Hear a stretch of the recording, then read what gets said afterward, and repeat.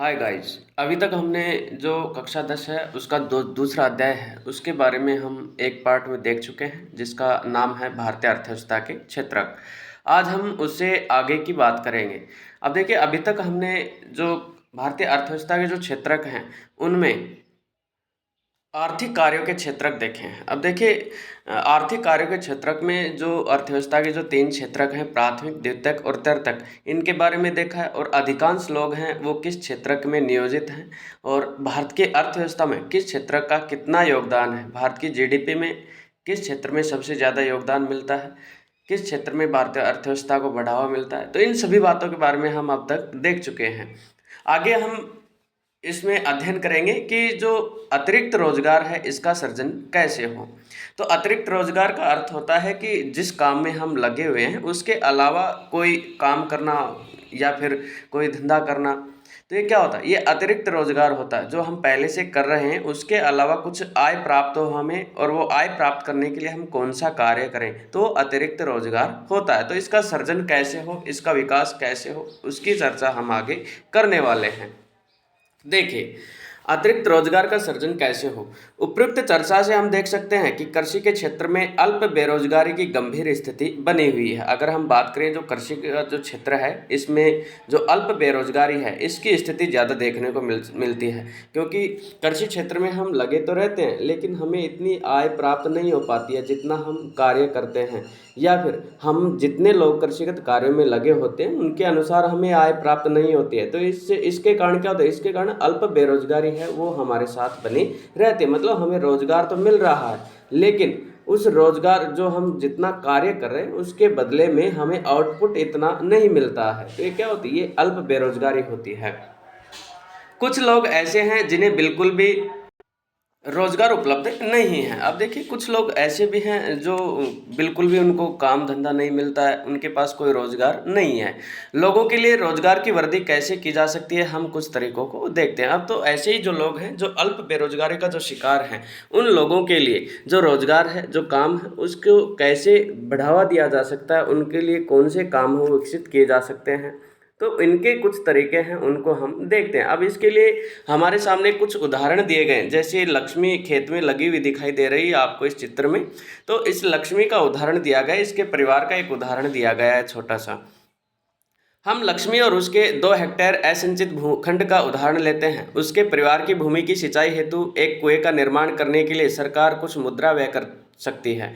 अगर हम बात करें जो लक्ष्मी है, लक्ष्मी के बाद लक्ष्मी के पास एक 2 हेक्टेयर भूमि का एक टुकड़ा है और उस पर सिंचाई करने के लिए सरकार उसके लिए कुछ सुविधाएं अगर देना चाहती हो तो उसका ज़मीन पर कुएं का निर्माण कर सकती है, या फिर बोरवेल लगवा सकती है, या सरकार कुछ मुद्रा व्यय कर सकती है, या बैंक ऋण प्रदान कर सकता है, या उसको उस पर खेती करने के लिए सरकार उसे कुछ मुद्रा या ऋण है वो भी प्राप्त करा सकती है, या बैंक ऋण प्रदान कर सकता है। तब लक्ष्मी अपनी भूमि की सिंचाई करने में सक्षम होगी और रबी मौसम में एक दूसरी फसल गेहूं उपजाती है। और ये सारी की सारी जो सुविधा है ये मिल जाने के बाद जो लक्ष्मी है वो रबी के मौसम में सिंचाई करके और जो गेहूं वाली जो फसल है वो भी उपजा सकती है।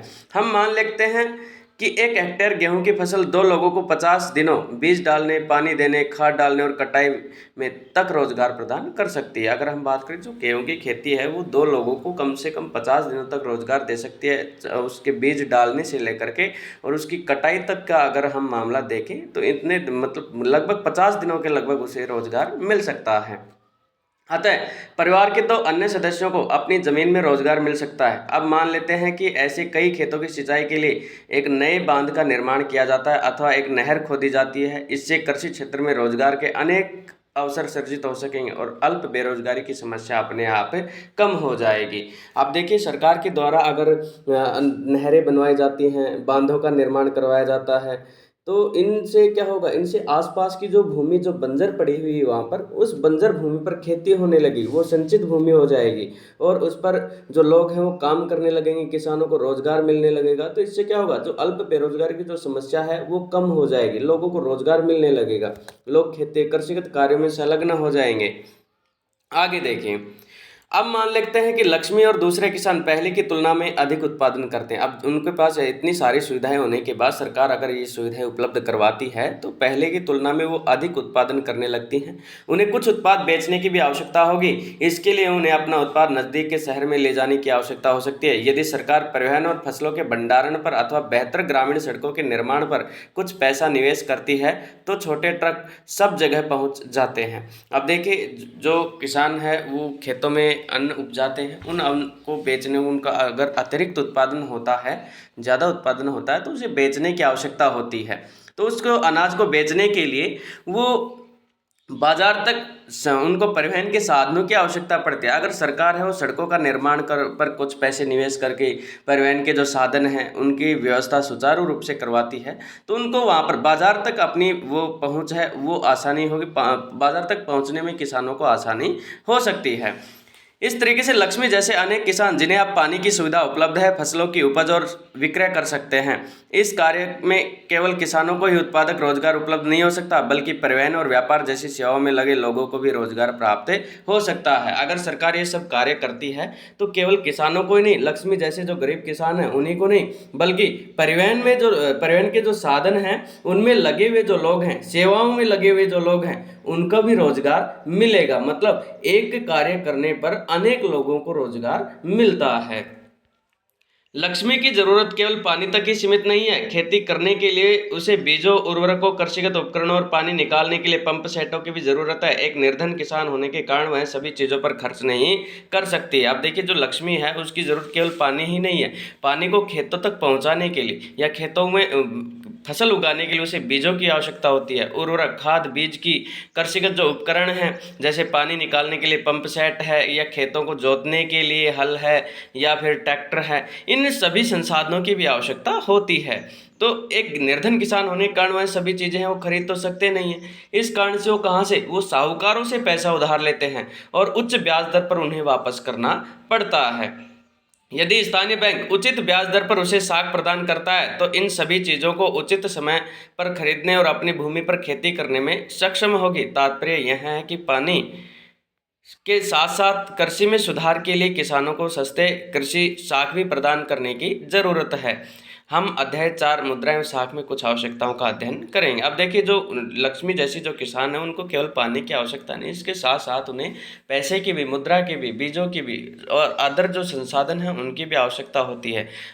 लेकिन वो गरीब किसान होने के कारण उनके पास पैसे तो है नहीं, इसी कारण से वो ब्याज पर लेगी। और ब्याज कहाँ से, जो सेठ साहूकार हैं उनसे पैसे ब्याज पर लेगी, जिस कारण से उनको उच्च ब्याज दर पर वापस पैसा लौटाना पड़ता है और इतनी ज़्यादा उच्च ब्याज दर होती है कि वो ऋण चुकाने में सक्षम नहीं होते हैं। अगर सरकार उनको कुछ सुविधाएं देना चाहती है तो उचित ब्याज दर पर उनको साख प्रदान करे, मतलब ऋण प्रदान करे, ताकि इतने समय के लिए प्रदान करे कि फसल कटने के बाद किसान है वो वापस उनको लौटा सके। तो सरकार के द्वारा सस्ती ऋण पर उनको सस्ते ऋण दर पर पैसे प्रदान करें या सस्ते ब्याज पर उनको साख प्रदान करें। आगे देखिए, जो मुद्रा और साख है इसकी जो आवश्यकताएं हैं इनकी चर्चा हम अध्याय 4 में विस्तार से करेंगे। अब देखिए, इसमें एक शब्द आया है साख। तो ये होती क्या है? अब देखिए, जो साख है, साख होती क्या है, ये शब्द आया है। तो साख वह निश्चित समयावधि होती है जिस पर बैंक हमें ऋण है ब्याज पर उपलब्ध करवाते हैं, पैसे है वो ब्याज पर उपलब्ध करवाते हैं, और वो निश्चित अवधि है, वो पूरी होने पर हम वो पैसे हैं वो ब्याज सहित चुका देते हैं। तो वो क्या होते हैं, वो पूरा समय क्या होता है, एक साख होती है। और साख होती है, इसके दो पक्ष होते हैं, एक तो होता है ऋणदाता और एक है ऋण प्राप्त कर्ता। ये दो पक्ष वो साख के होते हैं।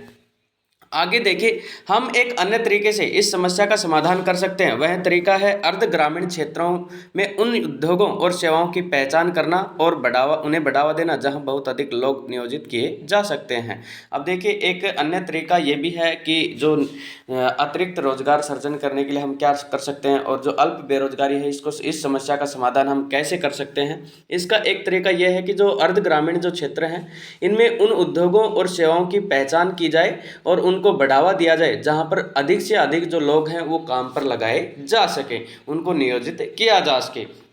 अब देखिए उदाहरण के लिए मान लेते हैं कि अनेक किसान अरहर और मटर दलहन फसलें उपजाने का निर्णय करते हैं।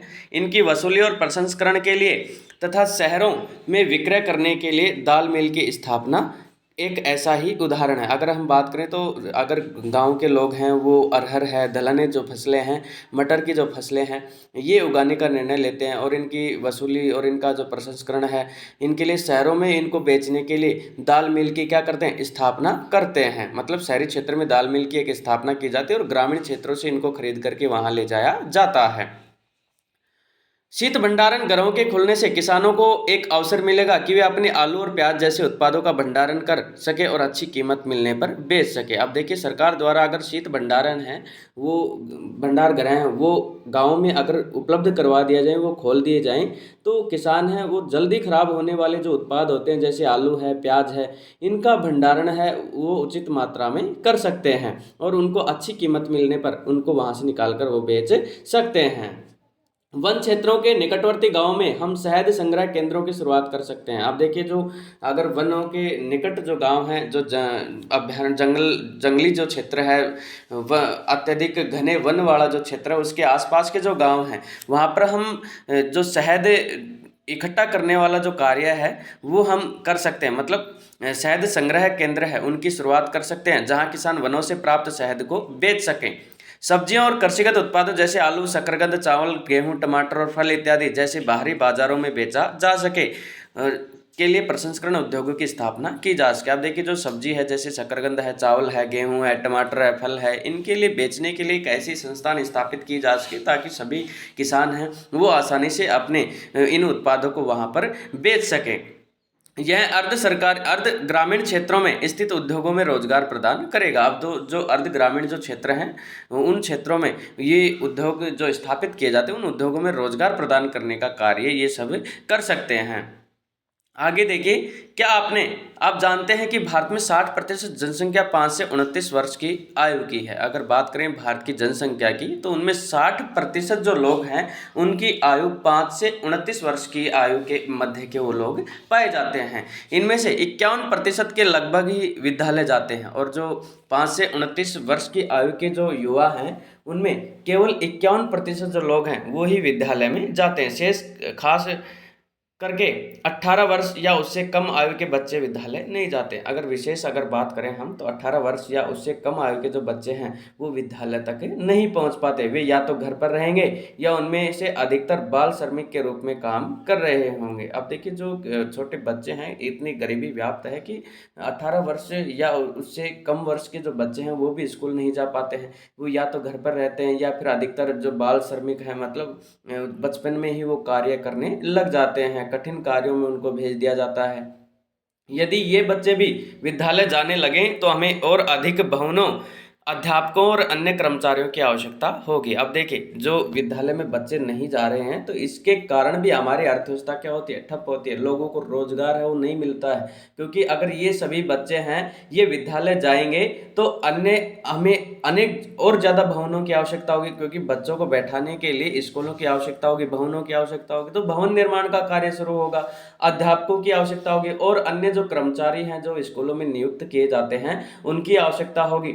योजना आयोग पूर्व वर्तमान में नीति आयोग द्वारा किए गए एक अध्ययन के अनुसार अकेले शिक्षा क्षेत्र में लगभग 20 लाख रोजगार का सृजन किया जा सकता है। अब देखिए जो योजना आयोग है इसकी एक रिपोर्ट है, उसके अनुसार अगर हम बात करें तो शिक्षा का जो क्षेत्र है इसमें लगभग 20 लाख जो रोजगार हैं उनका सृजन किया जा सकता। मतलब अकेला शिक्षा का क्षेत्र ऐसा है जिसमें हम 20 लाख लोगों को रोजगार दे सकते हैं अगर सभी बच्चे स्कूल सुव्यवस्थित तरीके से पढ़ने जाएं तो। अब देखिए जो योजना आयोग नाम आया है तो योजना आयोग ये पहले चला करता था 1 जनवरी 2015 से पहले योजना आयोग चला करता था। 1 जनवरी 2015 को जो योजना आयोग है उसके स्थान पर नीति आयोग की स्थापना कर दी गई है। आगे देखिए, इसी प्रकार यदि हमें स्वास्थ्य की स्थिति में सुधार करना है तो हमें ग्रामीण क्षेत्रों में काम करने वाले और अधिक डॉक्टरों, नर्सों और स्वास्थ्य कर्मचारियों की आवश्यकता पड़ेगी। अब देखिए, जो चिकित्सा का जो क्षेत्र है, स्वास्थ्य जो क्षेत्र है, इसमें सुधार करने की आवश्यकता है। तो ग्रामीण जो क्षेत्र है इनमें हमें अधिक डॉक्टरों की, नर्सों की, स्वास्थ्य कर्मियों की, इनकी आवश्यकता पड़ेगी। ये कुछ ऐसे तरीके हैं जिनसे रोजगार का सृजन होगा और हम विकास के महत्वपूर्ण पहलुओं पर विचार कर पाने में सक्षम होंगे, जिन पर हम अध्याय 1 में चर्चा कर चुके हैं। अब देखिए, पहले अध्याय में भी हम चर्चा कर चुके हैं कि अगर इन क्षेत्रों में हम अगर काम करना चाहें या फिर इन क्षेत्रों को में इनकी स्थिति को सुधार करना चाहें तो हमें इनमें और अधिक डॉक्टरों की, नर्सों की और जो अन्य कर्मचारी हैं उनकी आवश्यकता पड़ेगी और नए नए जो रोजगार हैं उनका सृजन होगा।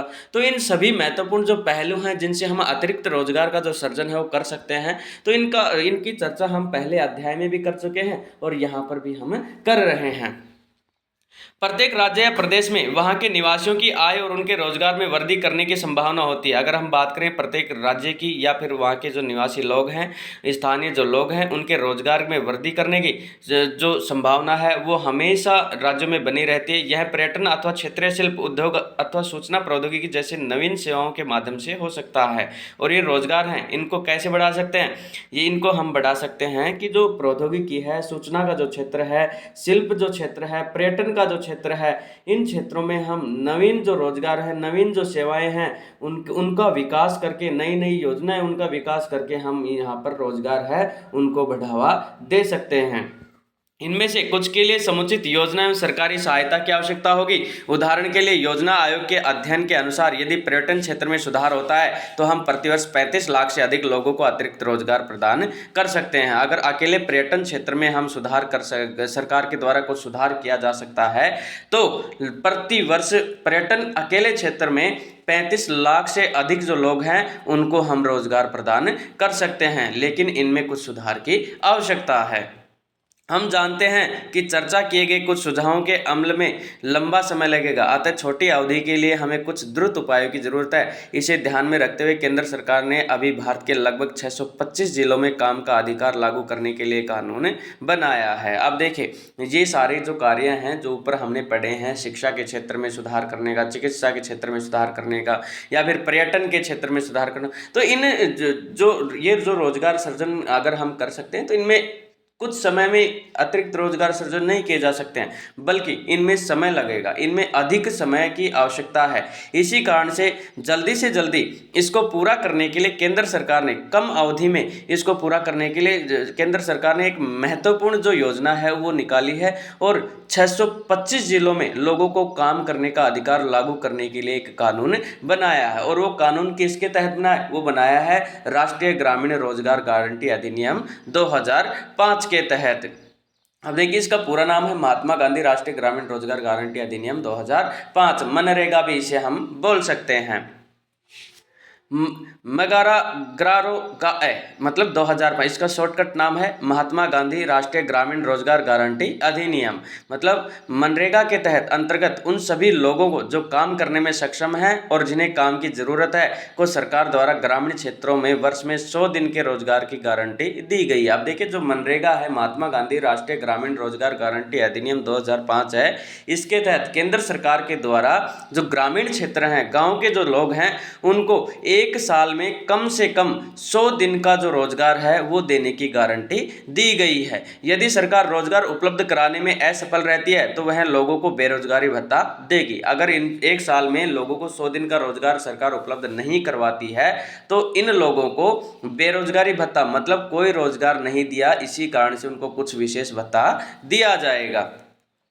इस अधिनियम के अंतर्गत उस तरह के कामों को वरीयता दी जाएगी जिनसे भविष्य में भूमि के उत्पादन बढ़ाने में मदद मिलेगी। अब देखिए, जो मनरेगा है इसके द्वारा उन्हीं कामों को वरीयता या महत्वपूर्ण समझा जाएगा जिनमें भविष्य में जो भूमि से उत्पादन जो बढ़ाने वाली जो कार्य हैं उनमें मदद मिलेगी, मतलब भूमि का उत्पादन बढ़ाया जा सके, ऐसे कार्य इसमें करवाए। मतलब ग्रामीण क्षेत्रों में जैसे जोहड़ों का निर्माण करवाए, बांधों की खुदवाई करवा दी, या फिर जो मेड़ निर्माण है, खेतों की मेड़ है वो बनवा दी गई। तो ये कार्य किसके, पेड़ों को लगवा दिया गया, ये सारे कार्य किसके तहत, ये मनरेगा के तहत किए जाते हैं। ये कुछ प्रश्न दिए गए हैं जो ऊपर हमने जो पढ़े हैं उन्हीं पर आधारित हैं, तो इनको अपने स्व विवेक से भी आप कर सकते हैं। आगे देखिए, संगठित और असंगठित के रूप में क्षेत्रकों का विभाजन। अब देखिए जो क्षेत्रक हैं, उन जो प्राथमिक, द्वितीयक और तृतीयक जो क्षेत्रक हमने पीछे पढ़े थे, उन्हीं क्षेत्रकों में अगर हम बात करें अब आगे जो रोजगार के जो क्षेत्रक हैं, उनमें कौन से जो संगठित क्षेत्रक हैं और कौन से असंगठित क्षेत्रक हैं, इनमें किन किन संस्थाओं को रखा गया है, इन सभी का अध्ययन हम इसमें करने वाले हैं।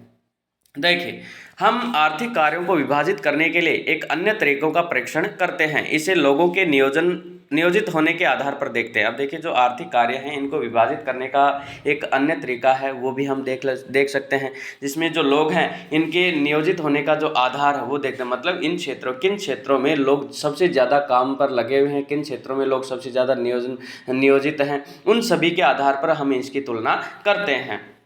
उनके काम करने की शर्तें क्या हैं, क्या कोई नियम और विनियम हैं जिनका उनके रोजगार के संदर्भ में अनुपालन किया जाता है। आप देखिए जो संगठित और असंगठित जो क्षेत्रक हैं, इनमें कितने लोग नियोजित हैं, कितने लोग उन क्षेत्रों में कार्य कर रहे हैं, क्या काम करने की उनके पास काम उन क्षेत्रों में काम करने की कोई शर्तें हैं, क्या कोई नियम और विनियम उनके पालन होता है जिनका उनके रोजगार के संदर्भ में, मतलब जिन उन नियमों का पालन किया जाता है, इन सभी के बारे में हम देखेंगे। आगे देखिए एक उदाहरण दिया गया है कांता का। कांता एक कार्यालय में काम करती है। वह सुबह 9:30 से 5:30 तक कार्यालय में रहती है। वह नियमित रूप से प्रत्येक माह के अंत में अपना वेतन पाती है। वेतन के अतिरिक्त वह सरकारी नियमों के तहत भविष्य निधि भी प्राप्त करती है। इसे चिकित्सकीय और अन्य भत्ते भी मिलते हैं। कांता रविवार को कार्यालय नहीं जाती है। इस दिन सवेतन अवकाश होता है। उसे जब नौकरी आरंभ की थी तब उसे एक नियुक्ति पत्र दिया गया था, जिसमें नौकरी संबंधी निबंध और शर्तों का उल्लेख किया गया था। अब देखिए कांता का उदाहरण है, जो ऑफिस में बैठी हुई दिखाई गई है एक लेडी। तो देखिए ये, इसका नाम कांता है। ये कांता एक कार्यालय में काम करती है और ये अपने काम पर सुबह 9:30 बजे जाती है और 5:30 बजे वापस अपने घर आ जाती है। और नियमित रूप से माह के जो प्रत्येक माह है उसके अंत में इसको अपने खाते में वेतन है वो प्राप्त हो जाता है, आय प्राप्त हो जाती है। और इसके अतिरिक्त सरकारी जो भविष्य निधि है, अन्य जो विशेष भत्ते हैं, एचआरए हैं, वो भी इनको मिलता है तथा चिकित्सा सुविधा मिलती है। अनेक जो भत्ते हैं वो मिलते हैं। और जो रविवार का अवकाश होता है उस दिन भी इनके पैसे नहीं कटते हैं, मतलब सवैतनिक अवकाश होता है। और जब ये नौकरी प्रारंभ की थी उस समय इनको सरकार के द्वारा एक नियुक्ति पत्र दिया गया था, जिसमें जो सरकारी नौकरी, जो ये नौकरी प्राप्त किया था इसने, तो उससे संबंधित कुछ नियम हैं, कुछ शर्तें हैं, उनका उल्लेख किया गया था। तो ये सभी ये किसमें, ये संगठित क्षेत्र में, इस संगठित क्षेत्र के अंतर्गत कार्यरत है।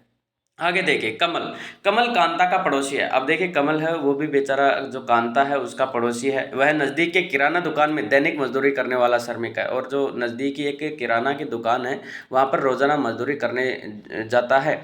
वह सुबह 7:30 बजे जाता है और शाम 8 बजे तक काम करता है। उसे अपनी मजदूरी के अतिरिक्त अन्य कोई भत्ता नहीं मिलता है। जिस दिन वह काम नहीं करता उस दिन की मजदूरी उसे नहीं मिलती है। उसे कोई छूट या सवेतन अवकाश नहीं मिलता। उसे कोई औपचारिक पत्र नहीं मिला जिससे दुकान में नियुक्ति के बारे में कहा गया। उसका नियोक्ता उसे किसी भी समय काम से हटाने के लिए कह सकता है। अब देखिए एक तरफ कांता है, एक तरफ कमल है।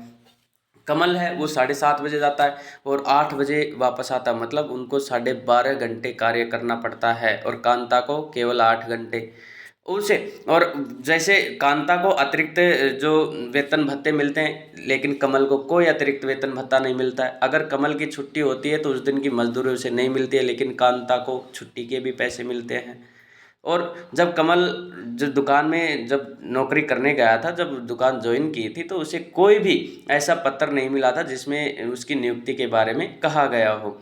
तो नियुक्त उसे और जो दुकानदार है वो कमल को किसी भी समय काम से हटा सकता है। तो ये कौन सा क्षेत्रक है, ये असंगठित क्षेत्रक है। मतलब संगठित क्षेत्रक में काम स्थायी होता है और असंगठित क्षेत्रक में काम अस्थायी होता है। आगे देखिए कांता संगठित क्षेत्रक में काम करती है। संगठित क्षेत्र में वे उद्यम अथवा कार्य स्थान आते हैं जहां रोजगार की अवधि नियमित होती है। अगर हम बात करें कांता की, तो वो संगठित क्षेत्रक में काम करती है। और जो संगठित क्षेत्रक होते हैं उनमें वो क्षेत्रक और उद्यम आते हैं जहां कार्य स्थान आते हैं जहां पर रोजगार की जो अवधि होती है वो नियमित होती है। इसलिए लोगों के पास सुनिश्चित काम होता है। वे क्षेत्रक सरकार द्वारा पंजीकृत होते हैं। और जो संगठित जो क्षेत्रक हैं ये किसके द्वारा, ये सरकार के द्वारा पंजीकृत होते हैं।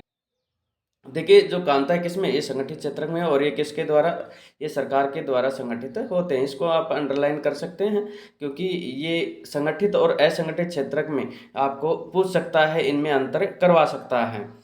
और उन्हें सरकारी नियमों एवं विनियमों का अनुपालन करना होता है। इन नियमों एवं विनियमों का अनेक विधियों जैसे कारखाना अधिनियम, न्यूनतम मजदूरी अधिनियम, सेवानुदान अधिनियम, दुकान एवं प्रतिष्ठान अधिनियम इत्यादि में उल्लेख किया गया है। और जो संगठित क्षेत्रक हैं, इनमें जो सरकारी नियम और विनियम हैं उनका सभी का ध्यान में रखा जाता है। जैसे कारखाना अधिनियम होता है, न्यूनतम मजदूरी अधिनियम है, सेवानुदान अधिनियम है, इन सभी के बारे में इनको देखना पड़ता है।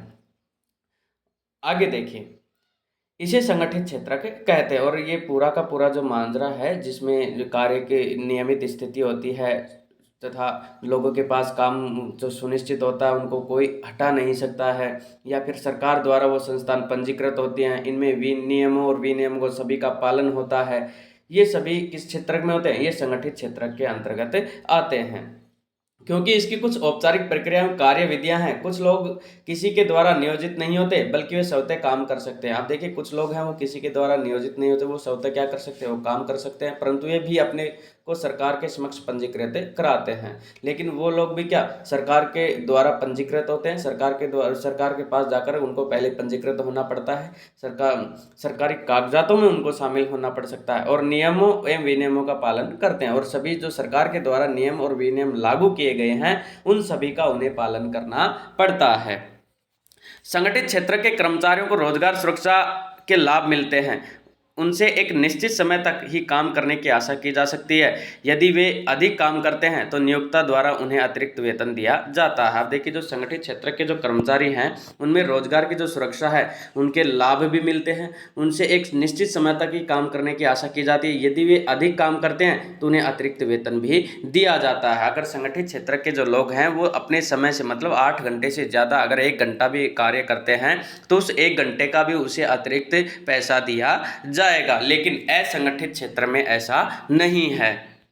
आगे देखिए, दूसरे लाभ भी प्राप्त कर सकते हैं। ये लाभ क्या है, सवेतन छुट्टी, अवकाश के भुगतान, भविष्य निधि, सेवानुदान इत्यादि पा सकते हैं। आप देखिए, जो संगठित क्षेत्रक हैं उनमें जो लोग हैं वो और दूसरा जो अनुदान है वो भी पा सकते हैं, जिनमें ये लाभ हैं। इनमें सेवा छुट्टी है, अवकाश काल भुगतान है, भविष्य निधि है, सेवानुदान है, चिकित्सा के लाभ है, मतलब चिकित्सा की सारी सुविधाएं हैं वो संगठित क्षेत्र में सरकारी जो कर्मचारी होते हैं उनको मिलते हैं।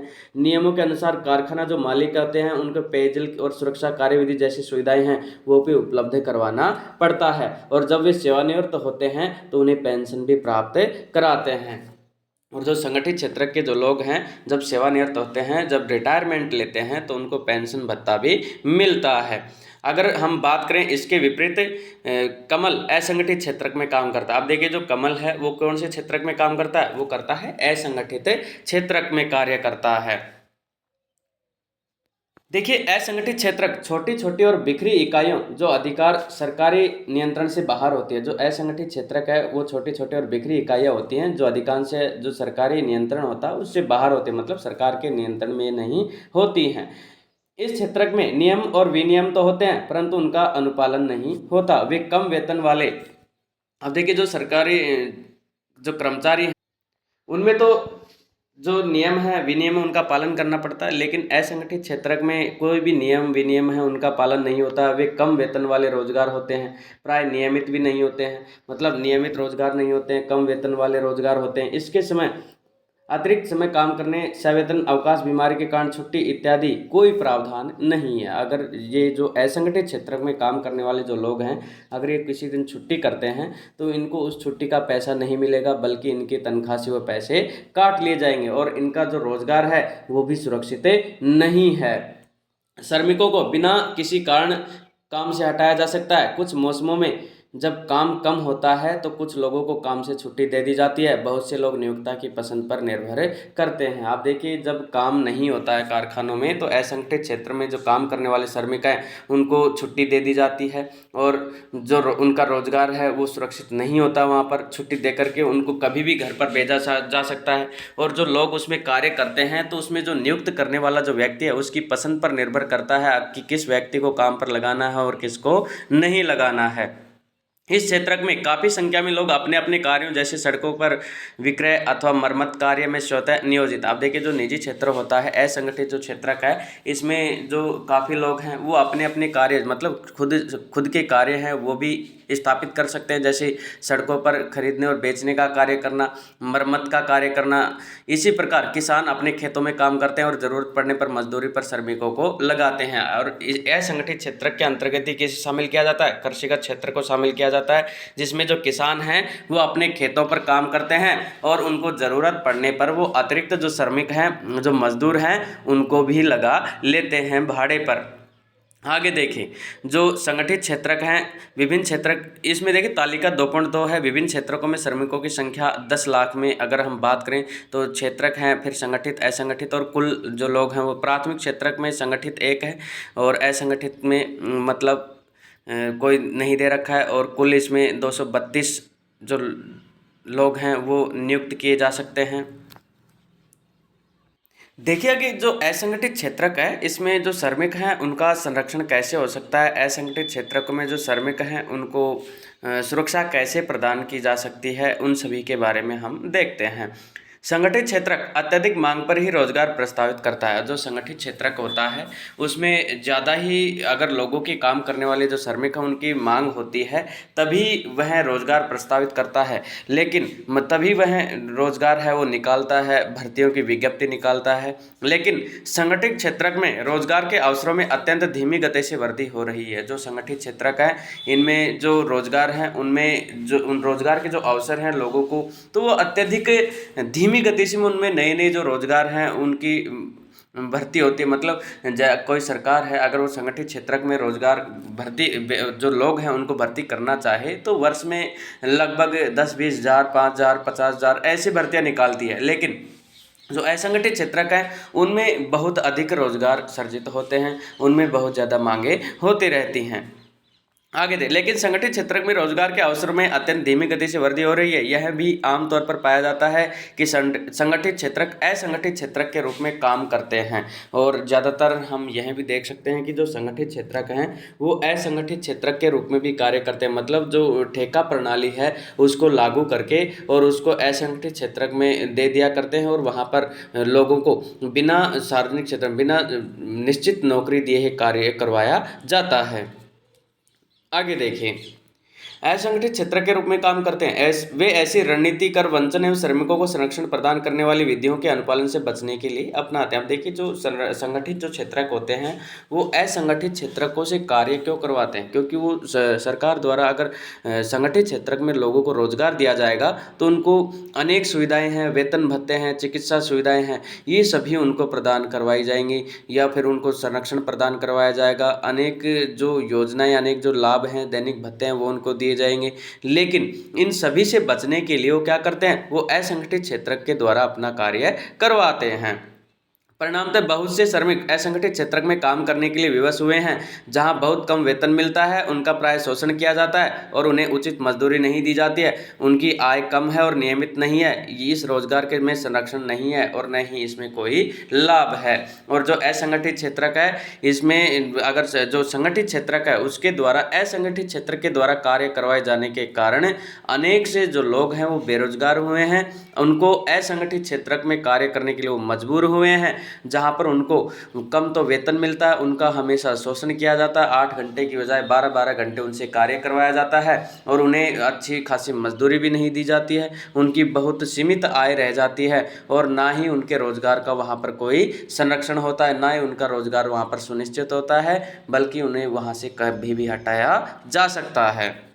आगे देखें 1990 से यह भी देखा गया है कि संगठित क्षेत्र के बहुत अधिक श्रमिक अपना रोजगार खोते जा रहे हैं। ये लोग असंगठित क्षेत्र में काम वेतन पर काम करने के लिए विवश हुए हैं, और 1990 का जो वर्ष था उसके बाद यह भी देखा गया कि जो संगठित क्षेत्र का है वो बहुत अधिक श्रमिक हैं, वो अपना रोजगार है वो खोते जा रहे हैं। ये लोग असंगठित क्षेत्र में काम करने व कम वेतन पर काम करने के लिए मजबूर हुए हैं। अतः असंगठित क्षेत्र में और अधिक रोजगार की जरूरत के अलावा श्रमिकों को संरक्षण और सहायता की भी आवश्यकता है। और जो असंगठित क्षेत्र का है इसमें भी कुछ नियम बना करके और जो लोग लगे हुए हैं काम पर उनके रोजगार का संरक्षण हो और उनकी और अधिक सहायता की इनमें आवश्यकता है। आगे देखिए ये लोग लाचार लोग हैं जिन्हें संरक्षण की आवश्यकता है।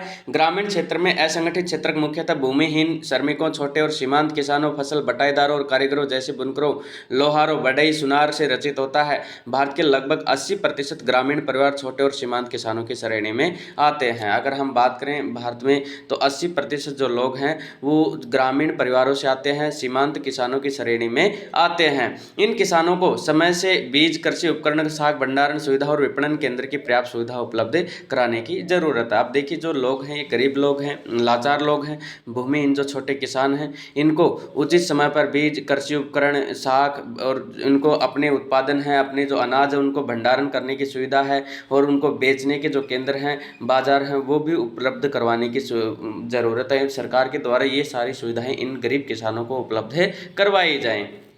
शहरी क्षेत्रों में असंगठित क्षेत्र मुख्यतः लघु उद्योगों के श्रमिकों, निर्माण, व्यापार एवं परिवहन में कार्यरत है। आकस्मिक श्रमिकों और सड़कों पर विक्रेता का काम करने वाले, सिर पर बोझा ढोने वाले श्रमिकों, वस्त्र निर्माण करने वाले और कबाड़ उठाने वालों से रचित है। लघु उद्योगों भी कच्चे माल की प्राप्ति और उत्पाद की विपणन के लिए सरकारी मदद की आवश्यकता होती है। अगर हम बात करें शहरी क्षेत्रों में असंगठित क्षेत्रों की, तो ये मुख्यतः औद्योगिक जो श्रमिक हैं उनमें निर्माण जो कार्य में लगे हुए श्रमिक हैं, व्यापार एवं परिवहन में कार्य जो श्रमिक मजदूर हैं, और जो सड़कों पर जो काम करने वाले जो विक्रेता हैं, वो लोग जो सिर पर बोझा ढोने वाले, कुली का कार्य करने वाले जो लोग हैं, श्रमिक हैं, वस्त्र निर्माण करने वाले, कपड़े बुनने वाले जो श्रमिक हैं, कबाड़ उठाने वाले जो श्रमिक हैं, ये सभी असंगठित क्षेत्र में शामिल किए जाते हैं। लघु उद्योगों को भी कच्चे माल की प्राप्ति और उत्पाद के विपणन के लिए सरकारी मदद की आवश्यकता होती है और इन सभी लोगों को, इन सभी असंगठित क्षेत्रों को मुख्यतः सरकारी मदद की आवश्यकता होती है। आकस्मिक श्रमिकों और शहरी और ग्रामीण दोनों क्षेत्रों में संरक्षण दिए जाने की जरूरत है और इनको शहरी और ग्रामीण दोनों ही क्षेत्रों में, दोनों ही तरह से, दोनों ही, चाहे ग्रामीण क्षेत्र हो चाहे शहरी क्षेत्र हो, सभी जगह पर इन लोगों को संरक्षण देना बहुत जरूरी है। हम यह भी पाते हैं कि बहुसंख्यक श्रमिक अनुसूचित जाति, जनजाति और पिछड़ी जातियों से हैं जो असंगठित क्षेत्र में रोजगार करते हैं। ये श्रमिक अनियमित और कम मजदूरी पर काम करने वालों के अलावा सामाजिक भेदभाव के शिकार हुए हैं। अगर हम जानते, जो बहुसंख्यक श्रमिक हैं जो अनुसूचित जाति, SC ST के हैं, अन्य पिछड़े वर्ग जो लोग हैं, पिछड़ी जो जातियाँ हैं, वो लोग ज़्यादातर कौन से क्षेत्र में, वो जो लोग ज़्यादातर असंगठित क्षेत्र में रोजगार करते हुए पाए जाते हैं। तो इन लोगों की जो रक्षा है वो करने का कार्य कौन करे? वो सरकार है, वो कुछ योजनाएं हैं वो सुनिश्चित करके इनका संरक्षण करे और इनको अनियमित और कम मजदूर पर काम करने के अलावा सामाजिक जो भेदभाव है उनका भी शिकार होना पड़ता है। अतः आर्थिक एवं सामाजिक विकास के लिए असंगठित क्षेत्र में जो श्रमिक हैं उनका संरक्षण करना और उनकी सहायता करना सरकार के लिए बेहद जरूरी है।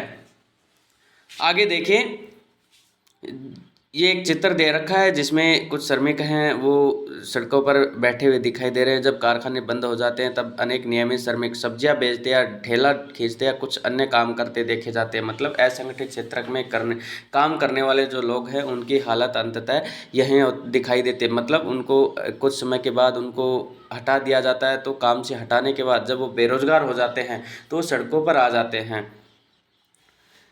ये देखिए, कुछ स्मरण करने के लिए कहा गया है, तो इसमें कुछ आर्थिक क्रियाकलाप हैं जो हमने ऊपर पढ़े हैं, वो सारे आप इनमें से कर सकते हैं, आप अपनी समझ के आधार पर कर सकते हैं। फिर भी देखिए, हमारे चारों ओर अनेक आर्थिक गतिविधियां संचालित होती है, उन पर तर्कसंगत ढंग से विचार करने के लिए वर्गीकरण की प्रक्रिया अपरिहार्य है कि हम क्या निष्कर्ष चाहते हैं, इस आधार पर वर्गीकरण की अनेक कसौटियां हो सकती हैं। अब देखिए, हमारे लक्ष्य क्या हैं, इसके आधार पर इनका वर्गीकरण करके हम अनेक कसौटियों पर खरे उतर सकते हैं। इनके अनेक प्रकार से इनको बांट सकते हैं, इनका वर्गीकरण कर सकते हैं। वर्गीकरण की प्रक्रिया वस्तु स्थिति का मूल्यांकन करने में सहायता करती है। अब देखिए, जो इनका वर्गीकरण हम करते हैं तो इनको बांटने का जो कार्य करते हैं, तो वस्तु स्थिति होती है, मतलब जो वस्तुएं होती हैं उनका मूल्यांकन करने में हमारे क्या करते हैं, सहायता करते हैं। आर्थिक गतिविधियों को 3 क्षेत्र को प्राथमिक, द्वितीयक और तृतीयक में विभाजित करने के लिए कार्य के स्वभाव को कसौटी के रूप में उपयोग किया जाता है। अब देखिए, जो आर्थिक जो गतिविधियां हैं इनको 3 क्षेत्रकों में बांटा गया है, प्राथमिक में, द्वितीयक में और तृतीयक में। तो इनको विभाजित करने के बाद जो इनमें कार्य का जो स्वभाव है कि किस क्षेत्रक में किस प्रकार का कार्य किया जाता है, तो ये हमारे लिए उपयोगी, ये जानने में हमारे लिए उपयोगी है। इस वर्गीकरण के आधार पर हम भारत के कुल उत्पादन और रोजगार की पत्ती का विश्लेषण करने में समर्थ हुए हैं, और इन तीनों क्षेत्रकों का विश्लेषण करके, इनको विभाजित करके हम भारत के कुल उत्पादन और रोजगार जो पद्धति है इनका विश्लेषण करने में क्या हुए हैं, सक्षम हुए, समर्थ हुए हैं। इसी प्रकार हमने आर्थिक गतिविधियों को संगठित और असंगठित क्षेत्रक में विभाजित किया है। आप देखिए जो आर्थिक गतिविधियां हैं इनको हमने 2 भागों में विभाजित किया है, एक तो संगठित में, एक दूसरा असंगठित क्षेत्रक में। और इस विभाजन का प्रयोग इन दोनों क्षेत्रकों की रोजगार की स्थिति को देखने के लिए किया गया है। और इसका जो विभाजन किया गया है दोनों क्षेत्रों की जो रोजगार की स्थिति है इसको देखने के लिए किया गया है कि कौन से क्षेत्र में किस प्रकार का रोजगार मिलता है। वर्गीकरण अभ्यासों से व्युत्पन्न सबसे महत्वपूर्ण निष्कर्ष क्या थे, वे समस्या और समाधान क्या थे जिनकी ओर संकेत किया गया। क्या आप जानकारियों को निम्नलिखित सारणी, आप देखिए जो सारणी है ये ऊपर दिए गए जो कार्य हैं जैसे प्राथमिक, द्वितीयक, तृतीयक, इनमें कौन कौन से कार्य का स्वभाव, कौन कौन से कार्य किए जाते हैं, ये अपने स्वविवेक से आप खुद भी भर सकते हैं। आगे देखिए स्वामित्व आधारित क्षेत्रक, सार्वजनिक और निजी क्षेत्रक। अब देखिए जो स्वामित्व के आधार पर हमने क्षेत्रकों को कितने भागों में बांटा है, 2 क्षेत्रों में, एक सार्वजनिक होता है, दूसरा निजी क्षेत्र का। सार्वजनिक क्षेत्र है वो सरकार के नियंत्रण में होता है, और जो निजी क्षेत्रक है वो किसके, वो व्यक्ति विशेष के नियंत्रण में होता है। अब देखिए जो संगठित और असंगठित जो क्षेत्रक है और सार्वजनिक और निजी क्षेत्र है इनमें कोई ज्यादा अंतर नहीं है, लगभग सेम सा दिखाई पड़ता है। जैसे सार्वजनिक क्षेत्र वो सरकारी नियंत्रण में होता है, निजी क्षेत्र वो व्यक्ति विशेष के नियंत्रण में होता है। जैसे संगठित क्षेत्र में रोजगार की स्थिरता बनी रहती है, रोजगार के लिए नियुक्ति पत्र दिए जाते हैं या उनमें उन्हें अन्य सुविधाएं दी जाती हैं, और निजी क्षेत्र में ऐसा कोई नियम विनियम नहीं होता है। ऐसा ही असंगठित क्षेत्र में था कि कोई भी नियमों का पालन नहीं होता है, रोजगार की अस्थिरता बनी रहती है। तो ऐसा है किसमें, निजी क्षेत्र में। तो ये कुछ सेम सा मामला दिखाई देता है। आगे देखिए आर्थिक गतिविधियों को क्षेत्रकों में वर्गीकृत करने का एक अन्य तरीका हो सकता है परिसंपत्तियों का स्वामी और सेवाओं की उपलब्धता के लिए व्यक्ति कौन है। अब देखिए जो आर्थिक क्षेत्रक है उनको वर्गीकृत करने के लिए हमने एक अन्य तरीका और ढूंढा है, जिसमें जो परिसंपत्तियां होती है, जो संपत्ति होती है, संस्था होती है, उसका स्वामी कौन है और उसमें जो सेवाएं हैं उनकी उपलब्धता के लिए जिम्मेदार कौन है, व्यक्ति है। इस आधार पर हमने 2 भागों में बांटा है, एक सार्वजनिक क्षेत्रक में और दूसरा निजी क्षेत्रक में। सार्वजनिक क्षेत्रक में अधिकांशतः परिसंपत्तियों पर सरकार का स्वामित्व होता है। अब देखिए जो सार्वजनिक क्षेत्रक होते हैं इनमें जो संपत्ति होती है इसमें इस पर किसका नियंत्रण होता है, इसमें सरकार का नियंत्रण होता है। और जो सेवाएं हैं उन सेवाओं को उपलब्ध करवाने का कार्य कौन करती है, सरकार करती है। और जो निजी क्षेत्रक है उनमें जो परिसंपत्तियां होती है उनका स्वामित्व और सेवा का वितरण की जिम्मेदारी एकल कंपनी के हाथों में होती है। अब देखिए जो निजी क्षेत्रक होता है उसमें जो सेवाएं हैं उनको उपलब्ध करवाने की जिम्मेदारी किनके है, उनके हैं निजी हाथों में होती है, व्यक्ति विशेष की होती है, और यह एकल व्यक्ति या कंपनी के हाथों में होती है। और इसकी सारी सेवाओं की वितरण की जो जिम्मेदारी होती है वो किसके नियंत्रण में होती है, वो एकल व्यक्ति या किसी व्यक्ति विशेष के नियंत्रण में होती है। रेलवे अथवा डाकघरों सार्वजनिक क्षेत्र के उदाहरण हैं, जबकि Tata iron and steel company limited, TISCO अथवा रिलायंस इंडस्ट्रीज लिमिटेड जैसी कंपनियां निजी स्वामित्व में। अगर हम बात करें रेलवे की, डाकघर की, तो ये तो सार्वजनिक क्षेत्र में सरकारी नियंत्रण के क्षेत्र का है, बल्कि Tata iron and steel company है, ये टिस्को जो रिलायंस इंडस्ट्रीज लिमिटेड है ये किसकी, ये निजी स्वामित्व वाली कंपनियाँ हैं। निजी क्षेत्र की गतिविधियों का ध्येय लाभ अर्जित करना होता है। अब देखिए जो निजी क्षेत्र होती हैं, निजी क्षेत्र की जो कंपनियाँ होती हैं इनका जो लक्ष्य होता है वो क्या, अधिक से अधिक लाभ प्राप्त करना होता है।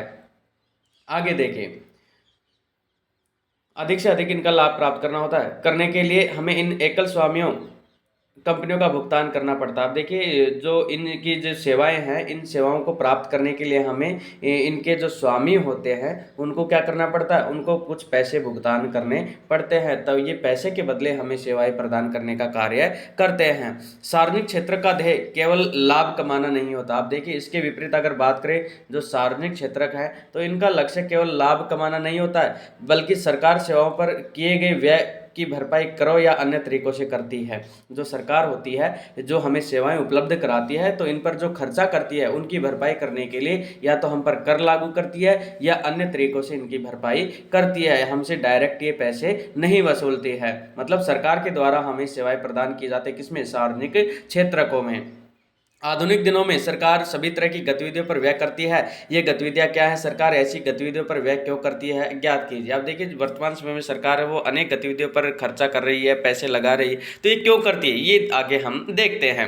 कई ऐसी चीज़ें हैं जिनकी आवश्यकता समाज के सभी सदस्यों को होती है। आप देखिए कई ऐसी वस्तुएं होती हैं जिनकी एक व्यक्ति विशेष को नहीं बल्कि समूचे समाज को उसकी आवश्यकता होती है, परंतु जिन्हें निजी क्षेत्रक उचित कीमत पर उपलब्ध नहीं करवाते हैं। और जो निजी क्षेत्रक होते हैं वो उन्हें उपलब्ध मतलब जो उचित कीमत होती है उस पर उनको उपलब्ध नहीं करवाते, बल्कि लोगों से अधिक पैसे ऐंठते हैं उन सुविधाओं के बदले। तो इनके उपलब्ध करवाने के लिए सरकार है वो सार्वजनिक सेवाएं हैं वो उपलब्ध करवाती है, सार्वजनिक क्षेत्र है वो स्थापित करती है, जिसके द्वारा सभी को इन सुविधाओं की उपलब्धता हो सके। क्योंकि इनमें से कुछ चीज़ें बहुत अधिक पैसे खर्च करने पड़ते हैं। आप देखिए अगर हम निजी क्षेत्र से इन चीज़ों को खरीदते हैं तो इनमें बहुत ज़्यादा पैसे हमको खर्च करने पड़ते हैं, जो निजी क्षेत्रकों की क्षमता से बाहर होती है। इन चीज़ों का इस्तेमाल करने वाले हजारों लोगों से पैसा एकत्रित करना भी आसान नहीं है। आप देखिए जो ये चीज़ें हैं जो सभी के जीवन के लिए महत्वपूर्ण हिस्सा हैं, तो इनमें हजारों लोगों से पैसा एकत्रित करना भी इतना आसान काम नहीं होता है। फिर यदि वे चीज़ों को उपलब्ध कराते हैं तो वे उसकी ऊंची कीमत वसूलते हैं, लेकिन अगर फिर भी अगर निजी क्षेत्रक इन चीज़ों को इन लोगों को उपलब्ध करवाने का अगर कार्य इनको सौंपा जाए तो लोगों से बहुत ज़्यादा कीमत इनके बदले में वसूलते हैं। जैसे सड़कों, पुलों, रेलवे पत्तनों, बिजली आदि का निर्माण और बांध आदि से सिंचाई की सुविधा उपलब्ध कराना। आप देखिए इनमें कौन कौन सी सुविधाएं शामिल है, जैसे सड़क है, रेलवे पुल है, बांध है, इनका निर्माण करना, बिजली का निर्माण आदि से सिंचाई की जो सुविधा है वो उपलब्ध करवाना। इनके लिए सरकार भारी व्यय स्वयं उठाती है और सभी लोगों से इन सुविधाओं को सुनिश्चित करती है। और इनको लोगों को उपलब्ध करवाने के लिए सरकार है वो बहुत ज़्यादा खर्चा उठाती है और सभी लोगों को इन सुविधाओं का लाभ पहुंचाती है। कुछ गतिविधियां ऐसी हैं जिन्हें सरकारी समर्थन की ज़रूरत पड़ती है। निजी क्षेत्र के उन उत्पादों अथवा व्यवसायों को तब तक जारी नहीं रख सकते जब तक जब तक सरकार उन्हें प्रोत्साहित नहीं करती है। जैसे उत्पादन मूल्य पर बिजली की बिक्री से बहुत से उद्योगों में वस्तुओं की उत्पादन लागत से वृद्धि हो सकती है। आप देखिए कुछ गतिविधियां ऐसी होती हैं जिन्हें सरकारी जो समर्थन है उसकी हमेशा ज़रूरत पड़ती है, मतलब सरकार का समर्थन उसमें हमेशा होता है। जैसे निजी क्षेत्र में जो उत्पादन है अथवा व्यवसाय जो व्यापारिक जो कार्य है वो तब तक जारी नहीं रख कर सकते हैं तब तक सरकार उन्हें प्रोत्साहित नहीं करती है, सरकार उन्हें अनुमति प्रदान नहीं करती है। जैसे उत्पादन मूल्य पर बिजली की बिक्री से बहुत से उद्योगों में वस्तुओं की उत्पादन लागत में वृद्धि हो सकती है। आप देखिए जो उत्पादन मूल्य है उसमें अगर बिजली की बिक्री है उसको हम शुरू कर दें, बिजली का मूल्य बढ़ा दें, तो बहुत से उद्योग वस्तुएं हैं उनके उत्पादन जो लागत है उनमें बहुत ज़्यादा वृद्धि हो जाएगी। अनेक इकाइयाँ विशेषकर लघु इकाइयाँ बंद हो जाएंगी और जो अनेक जो इकाइयाँ हैं विशेषकर जो छोटी छोटी जो इकाइयाँ हैं जो अभी स्टार्ट हुई हैं जिनमें कम उत्पादन होता है वो अंततः क्या हो जाएंगी, वो बंद होने के कगार पर आ सकती हैं। यहाँ सरकार उस दर पर बिजली उत्पादन और वितरण के लिए कदम उठाती है जिस पर ये उद्योग बिजली खरीद सकते हैं। और सरकार क्या करती है, सरकार इनको सस्ती दर पर उसी दर पर बिजली वितरण करती है या बिजली उपलब्ध करवाती है जिस दर पर ये उद्योग उस बिजली को खरीद सकते हैं। सरकार लागत का कुछ अंश वहन करती है और जो सरकार है उनकी लागत का कुछ अंश है वो उनसे कुछ पैसे है वो उनसे वसूल करती है। इस प्रकार भारत सरकार किसानों से उचित मूल्य पर गेहूं और चावल खरीदती है। इसी प्रकार से अगर बात करें तो भारत सरकार हो किसानों से उचित मूल्य पर जो MIP रेट है उस पर जो गेहूं है और चावल है वो खरीदती है।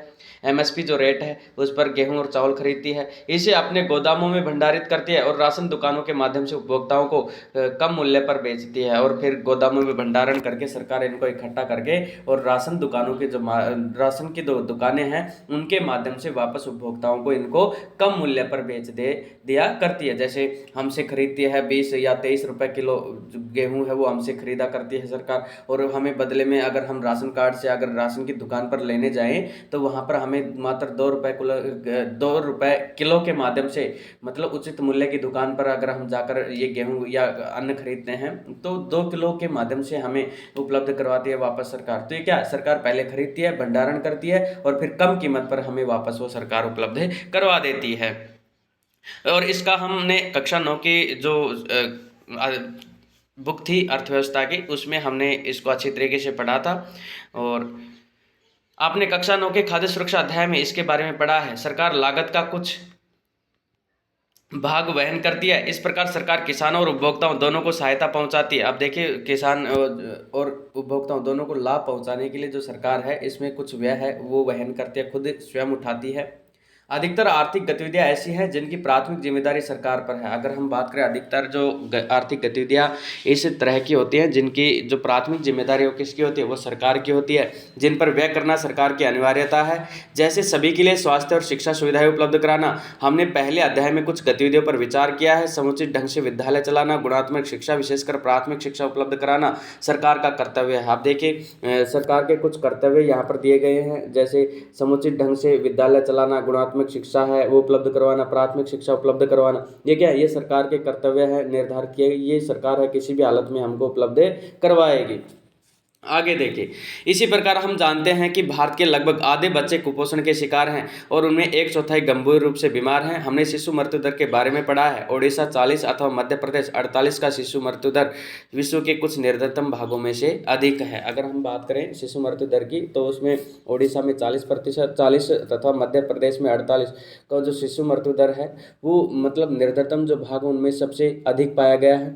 सरकार को भी मानव विकास के पक्षों जैसे सुरक्षित पेयजल की उपलब्धता, निर्धनता के लिए आवासीय सुविधाएं और भोजन एवं पोषण पर ध्यान देने की जरूरत है। अब सरकार को इन सभी को इनको कम करने के लिए मतलब बच्चों में जो कुपोषण का शिकार हो रहे हैं उस कुपोषणता को कम करने के लिए भोजन एवं पोषण पर ध्यान देने की जरूरत है। सरकार का यह भी कर्तव्य है कि वह बजट बढ़ाकर अत्यंत निर्धनों और देश की पूर्णतया उपेक्षित भागों की देखभाल करे। और सरकार है वो अपने बजट में वृद्धि करके और जो पिछड़े हुए जो इलाके हैं, अत्यंत जो गरीब इलाके हैं, उन जो पूर्णतः उपेक्षित जो भाग है उनकी देखभाल करने का कार्य करें। आगे देखिए, इस सारांश आ जाता है इस चैप्टर का। यहाँ चैप्टर आपका खत्म होता है लगभग। इस अध्याय में हमने आर्थिक गतिविधियों को कुछ सार्थक समूहों में विभाजित करने के तरीकों का अध्ययन किया। देखिए जो आर्थिक गतिविधियां हैं उन सभी का इसमें हमने अध्ययन किया, जिसमें प्राथमिक, द्वितीयक और तृतीयक जो गतिविधियां हैं क्षेत्रक इनसे संबंधित हमने अध्ययन किया है। भारत के विगत 30 वर्षों के जो आंकड़े हैं उनके बारे में देखा है। जीडीपी में सबसे अधिक योगदान किस क्षेत्रक का, जैसे तृतीयक क्षेत्रक का है, इसको हमने देखा। सेवा क्षेत्रक का इसको देखा है। केवल रोजगार अधिकांश प्राथमिक क्षेत्र को ही मिलता है, मतलब अधिकांश जो रोजगार है वो किसमें, वो प्राथमिक क्षेत्र में सृजित होते हैं, प्राथमिक क्षेत्र में मिलता है। मतलब ज़्यादातर लोग प्राथमिक क्षेत्र में लगे हुए हैं, इसके बारे में हमने देखा है। रोजगार, देश में रोजगार के अवसरों की वृद्धि के लिए क्या किया जा सकता है, मतलब अतिरिक्त रोजगार सृजन के लिए क्या किया जाए, ये सभी हमने किया है। जैसे चिकित्सा सुविधाएं उपलब्ध करो, चिकित्सा में सुधार करके, पर्यटन में सुधार करके, कृषि में सुधार कर, चिकित्सा क्षेत्र में सुधार करके, इन क्षेत्रों में और अधिक किसानों को बांधों का निर्माण करके, नहरों का निर्माण करके, ऐसे हमने जो अतिरिक्त रोजगार है, रोजगार की जो अवसर है उनकी वृद्धि कैसे की जाए वो हमने देखा है। दूसरे वर्गीकरण में हम संगठित या असंगठित क्षेत्र में काम करने वाले जो लोग हैं उन पर विचार किया है। अधिकांश लोग असंगठित क्षेत्र में काम कर रहे हैं, ये भी हमने देखा है, तथा उनके लिए संरक्षण अनिवार्य है। मतलब असंगठित क्षेत्र में जो लोग कार्य करने वाले जो लोग हैं उनकी सुरक्षा भी क्या है, अनिवार्य, वो सरकार उपलब्ध करवाए, ये भी देखा है। हमने सार्वजनिक और निजी क्षेत्र की गतिविधियों के बीच अंतर का अध्ययन किया और देखा कि सार्वजनिक गतिविधियों का कुछ निश्चित क्षेत्रों पर केंद्रित करना अनिवार्य है। मतलब जो सार्वजनिक क्षेत्र का है उनकी गतिविधियों को ज़्यादा से ज़्यादा बढ़ाना अनिवार्य है, ये भी हमने देखा है। आगे देखिए, इसके जो प्रश्न हैं वो शुरू होते हैं यहाँ से।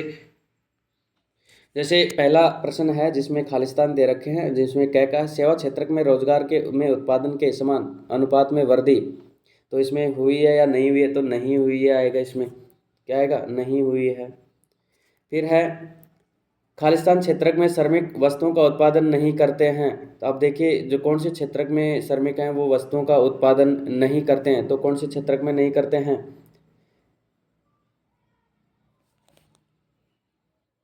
तो कृषि क्षेत्र में वस्तुओं का उत्पादन नहीं करते हैं। फिर है खालिस्तान क्षेत्र में अधिकांश श्रमिकों को रोजगार सुरक्षा प्रदान होती है, तो इस संगठित क्षेत्र में रोजगार की सुरक्षा उपलब्ध होती है। फिर भारत में खालिस्तान अनुपात में श्रमिक असंगठित क्षेत्र में काम कर रहे हैं, बड़े या छोटे, तो इसमें बड़े अनुपात में काम कर रहे हैं। कपास एक प्राकृतिक उत्पाद है और कपड़ा एक विनिर्मित उत्पाद है। पहले में प्राकृतिक, दूसरे में विनिर्मित आएगा। फिर है प्राथमिक, द्वितीयक और तृतीयक क्षेत्रों की गतिविधियां किस पर निर्भर करती हैं, तो प्राथमिक और द्वितीयक ये परस्पर आपस में निर्भर करती हैं। ठीक है, ये खालिस्तान थे और यहाँ पर हमारा चैप्टर है वो समाप्त होता है। जय हिंद, जय भारत। हाँ, अभी तक आपने चैनल को अगर लाइक और सब्सक्राइब नहीं किया है तो प्लीज़ वो भी कर दीजिए। जय हिंद, जय भारत।